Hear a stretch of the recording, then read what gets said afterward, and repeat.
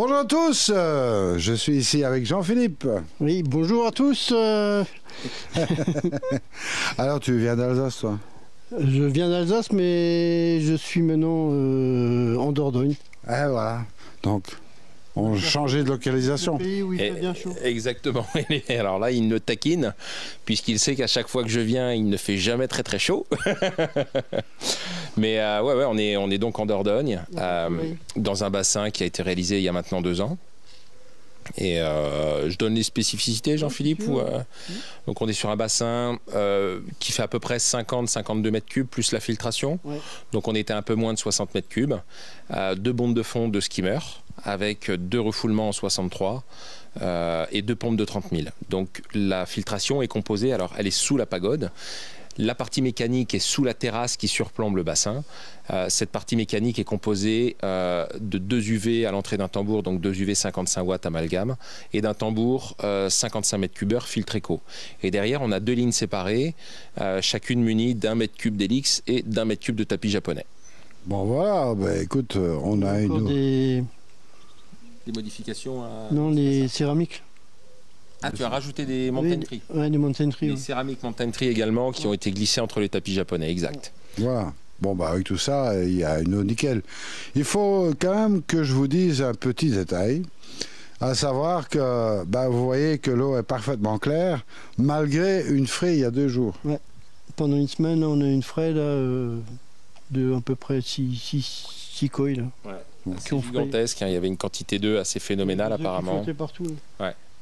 Donc c'est la preuve que bah, lorsqu'on a un bassin qui a le bon flot, donc le bon débit, on arrive quand même à repasser l'eau suffisamment souvent dans la filtration pour dégrader, parce qu'on l'a remarqué, il n'y a pas de nitrite, mais dégrader tout ce qui a besoin d'être dégradé rapidement dans le filtre. Et puis bah, la filtration mécanique permet également d'évacuer de l'eau directement, bah, le surplus, les œufs et tout ce qui va avec, quoi. Bon, pour pas qu'il y ait trop de montée aussi, avec l'épuisette, j'ai enlevé tous les œufs. Ouais, voilà. Le fait de retirer mécaniquement l'épuisette. Ouais. Alors, il y a les brosses, hein, mais bon, les brosses, avec des bébés comme ça, les brosses, c'est pas suffisant, quoi. On a des grappes d'œufs immenses. Ah oui, j'avais l'épuisette pleine, quoi. Ouais. Enfin, voilà, donc, 2 jours après, ben, l'eau est toujours nickel. Bon, on n'a pas vraiment une montée de nitrite ici. Non, du tout. Non, là... On peut dire que le bassin, il est en plein soleil toute la journée. Ouais.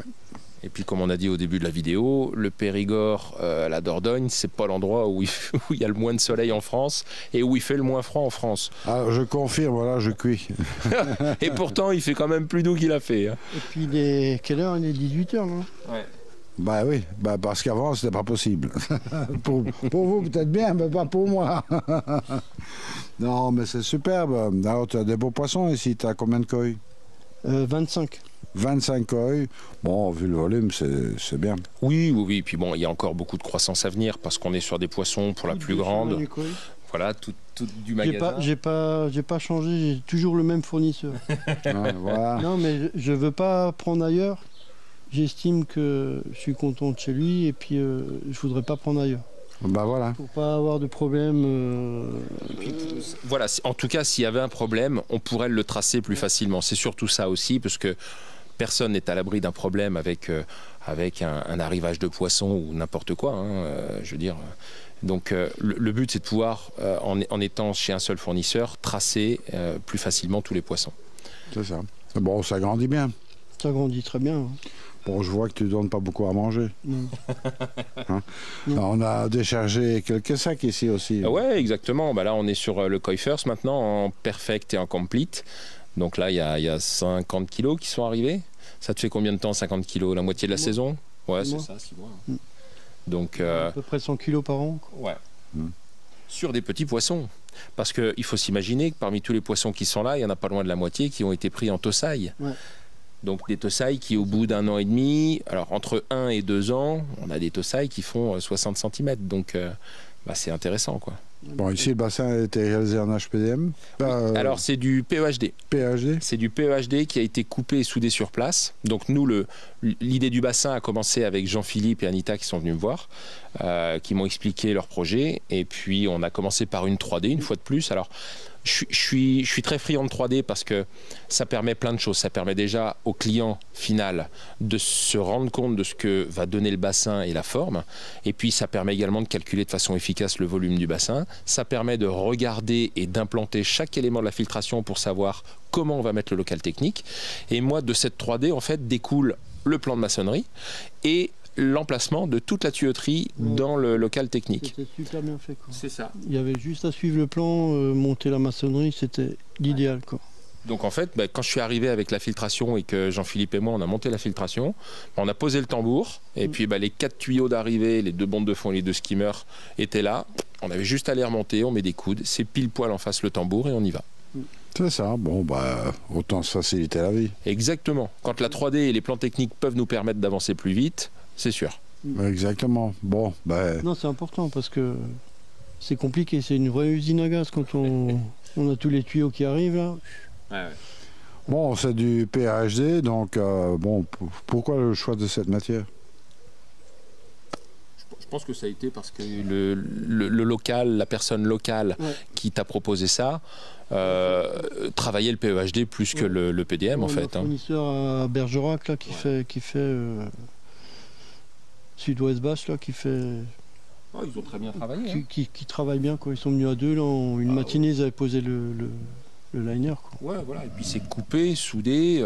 Ils ont posé le géotextile et après le liner quoi. Et à 2 ils étaient costauds, ils en ont bavé là. Il vaut mieux parce que c'est vrai qu'on sait que le PDM est lourd, mais le PEHD est très très lourd. Et puis il n'y a pas de pli, il n'y a aucun pli. Non, ça c'est le gros avantage évidemment, il n'y a pas de pli. Ouais. Et il n'y a pas besoin d'huile casier puisqu'on soude tout sur place. Ils ont collé les angles. Ouais, ils ont fait des patchs dans les angles. Alors, le PEHD, il y a plusieurs épaisseurs de PEHD. Ici, on est sur une membrane. Donc, c'est des PEHD qui font un 0,4, un 0,5. C'est pas plus épais qu'un EPDM ou quasiment pas. C'est pas les plaques de 1,5 cm ou 1 cm qu'on peut voir aussi sur certains chantiers. Donc là, c'est vraiment une membrane. Mais c'est rigide. Alors, c'est vrai que le PEHD, il n'a pas l'élasticité de l'EPDM. Donc, il a beaucoup moins de facilité à s'adapter aux contraintes du terrain. Mais il a un avantage, c'est sa résistance mécanique. Il est vraiment très costaud dans le temps. Bon, on rappelle qu'il est inattaquable puisqu'on peut mettre n'importe quoi dedans, puisqu'on fait des bacs pour tenir de l'acide sulfurique. Exactement. Et ça tient très bien. Exactement. Donc voilà, c'est évidemment un très très bon choix d'étalement. Le biofilm, il s'est fait rapidement. Ouais, il y a une belle accroche aussi pour le biofilm. Bon, voilà. Regretter sur ce bassin? Non, pas du tout. T'as rien à regretter sur tes poissons? Ah non, pas du tout. Voilà. Je suis très content. Ah voilà. Bon, ça de Manu, là, c'était franchement... Ça pousse bien. Ouais. Ah, ouais. Puis tu es dans un petit paradis ici, puis voilà. Et je crois que, le paradis, tu te l'as fait tout seul. Ah, on a bossé, quoi, mais c'est bien. Bon, ici, il y avait... Ça va encore changer, mais c'est... Il n'y avait pas une plante ou quelques arbres, c'est tout. Il n'y avait rien, là. Il n'y avait rien. C'était un no man's land ici. Et croyez-moi qu'il y a de la plante, là. Hein. Ils ont planté abondamment. Ouais. Donc, voilà. En 2 ans, c'est vrai que l'aspect... Alors, le bassin, j'ai déjà diffusé des images du bassin pendant les travaux. Avant les travaux. Voilà. Pour les curieux, sur la chaîne YouTube Manukoy, ils peuvent revoir en fait les images d'avant les travaux. Mais c'est bassin 50 mètres cubes. En effet, c'était plat de chez plat. Il n'y avait rien, il n'y avait pas un brin d'herbe. Donc, quand on voit en l'espace de 2 ans tout ce qui a été fait, planté et aménagé, c'est pas mal du tout. Ouais. En tous les cas, moi je te félicite. Hein. Merci. Parce que c'est un sacré boulot et je sais de quoi je parle. Ouais. Et puis, après, ça devient un sacré plaisir. Ah oui, c'est sûr. Pouvoir s'asseoir sur le banc ici, c'est exceptionnel. Pouvoir s'asseoir et admirer les poissons, c'est apaisant, c'est relaxant. Oui, on va dire que c'est zen. On avait déjà un bassin en Alsace, ça nous manquait, mais on regrette pas de l'avoir fait ici, quoi. Eh bien, voilà. Eh bien... Tout est bien qui finit bien. Exactement. Voilà, si vous voulez, si vous avez un projet, vous pouvez toujours demander à Manukoy, hein, donc il n'y a pas de souci. Exactement. Ça marche bien. Je le conseille vivement. Moi, tu vas être commissionné, c'est ça.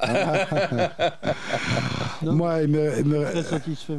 Eh bien voilà, moi il me reste à vous dire, surtout restez attentifs à la chaîne. Il y aura encore d'autres exemples. On n'a pas fini de... Hein. Oh, le périple n'est pas terminé. Non. Et puis, en attendant, surtout, ne soyez pas sages. Allez, salut à tous. Salut. Salut.